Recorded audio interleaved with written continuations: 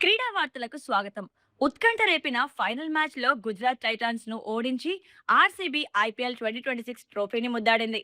వరుసగా రెండోసారి కప్పు గెలవడంతో కోట్లాది మంది అభిమానుల సంబరాలతో అటు స్టేడియంలో ఇటు social media హోరెత్తుతోంది. Lucknow super Giants జట్టు కెప్టెన్సీ బాధ్యతల నుంచి రిషబ్ పంత్ వైదొలిగారు. కోచింగ్ స్టాఫ్ తో ఉన్న విభేదాల వల్లే ఆయన ఈ నిర్ణయం తీసుకున్నట్లు వార్తలు వస్తున్నాయి. ఫుట్బాల్ ప్రపంచంలో పారిస్ సెయింట్ జెర్మెన్ సంచలనం సృష్టించింది. ఫైనల్ మ్యాచ్ లో ఆర్సెనల్ జట్టును పెనాల్టీ షూటౌట్ లో 4-3 తేడాతో ఓడించి యూఈఎఫ్ఏ ఛాంపియన్స్ లీగ్ టైటిల్ ను నిలబెట్టుకుంది.